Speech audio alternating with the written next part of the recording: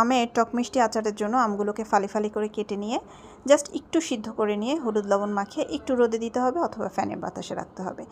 আর আমের আচারের জন্য লাগবে শুকনো মরিচ, গুঁড়ো মরিচ, সরিষার তেল, এর সাথে আদা বাটা, রসুন বাটা, সরিষা বাটা, সাথে ভিনেগার আর একটা শুকনো মশলা লাগবে, এটা আমি পরে বলে দিচ্ছি।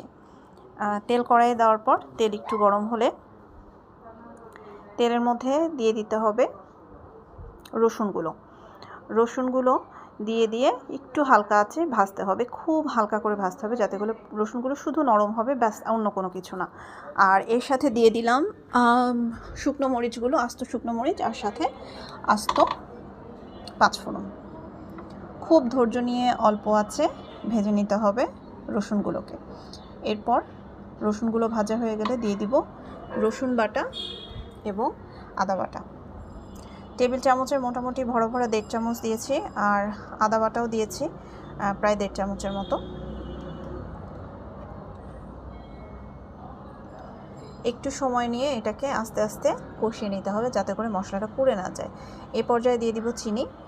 আমি আচারটা একটু মিষ্টি পছন্দ করি, টক আচার, মিষ্টি আচার, ঝাল আচার সব কিছু যাতে ফ্লেভার পাওয়া যায়। তবে যারা মিষ্টিটা অ্যাভয়েড করতে চান একেবারে মিষ্টি বাদে টক আচার করতে পারেন বা মিষ্টির পরিমাণটা কমে দিতে পারেন।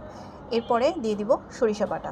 তবে সরিষা বাটাটা আরও পরে চাইলে দেওয়া যায়, আর একটু পরে দিলে ভালো হতো। আমার আচারটা একটু কষকষ হয়েছে, আমার কাছে মনে হয়েছে আর একটু পরে দিলে ভালো হতো, আপনারা পরে দিতে পারেন।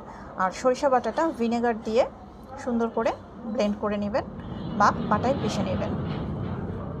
এরপর দিয়ে দিচ্ছি ভিনেগার, যেহেতু সরিষার মধ্যে ভিনেগার রয়েছে পরবর্তীতে আমি ভিনেগার দিচ্ছি 1/2 কাপের মতো। আচ্ছা, ভালো কথা, আমার আম আছে এখানে 1.5 কেজির মতো, আর এর সাথে রসুন দিয়েছি, আস্ত রসুনের কোয়া দিয়েছি 1/2 কেজি। এই তো সুন্দর করে কষানো হয়ে গেলে, খুব বেশি সময় রান্না করব না কারণ আম অলরেডি সিদ্ধ করা, একদম ঘুটে ভর্তা হয়ে যাবে না হলে। এরপর ভাজা মশলা দিয়ে দিচ্ছি। ভাজা মশলার মধ্যে দিয়েছি 5 ফোড়ন, তার সাথে একটু জিরা গুঁড়ো আর 2টো শুকনো মরিচ তেলে দিয়েছি মোচমোচা করে। ব্যাস, মশলা দেওয়া হয়ে গেলে আমরা নামিয়ে নেব, আর কিছু করার নেই, কমপ্লিট আচার।